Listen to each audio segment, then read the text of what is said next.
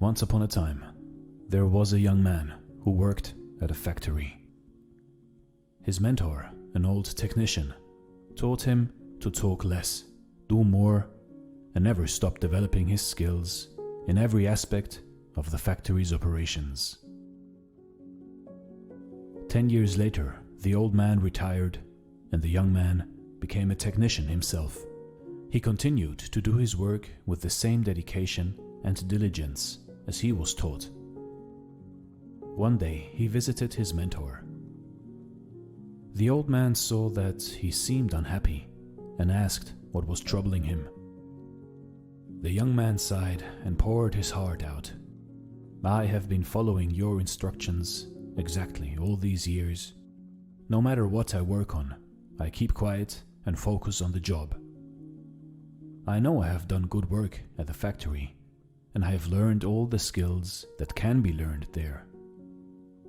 What I don't understand is that the guys who don't have my experience or capabilities have all been promoted, while I am still making as little as I did before when I was your apprentice." The old man asked, "Are you positive that you have become indispensable to the factory?" The young man nodded, yes. The old man paced back and forth to think. After a while, he turned to the young man. "You must request a day off, using whatever reason you like. It is time for you to give yourself a break." The young man was surprised by this advice, but the more he thought about it, the more it made sense. He thanked his teacher and left quickly to make a time-off request.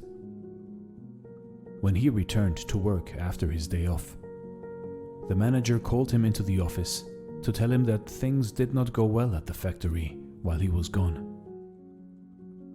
Others encountered many problems that normally would be handled by him, and they had no idea how to solve them.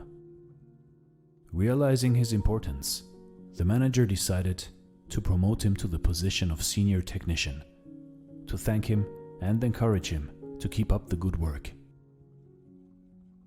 The young man was grateful for his mentor's wisdom. Surely, he thought, this was the secret to success. From that point on, whenever the young man felt like he deserved more than what he was getting, he would take a day off. When he came back the next day, the situation would improve to his satisfaction. This pattern continued for months. One day, the young man found that he was blocked from going into the factory. Much to his shock, he found out that his employment was terminated. He could not believe it. Not knowing what else to do, he went back to see his mentor to try to figure out how things had gone so wrong. "Why did I lose my job?" he asked with wounded pride. "Did I not do everything as you instructed?" "Actually, you did not, because you heard only half the lesson," the old man shook his head. "You understood right away that no one pays any attention to a light bulb that is always on. It is only when it goes off that people suddenly take notice and realize they've been taking it for granted. You were so eager to apply this understanding that you left before hearing the second half." Second half?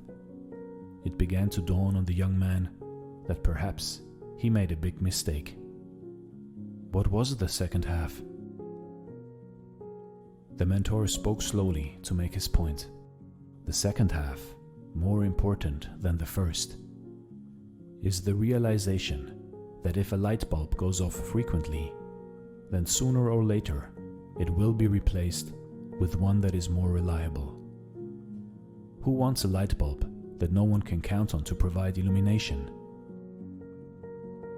You see, in life, in your life, do you have friends and family members that you take for granted and they're always there for you?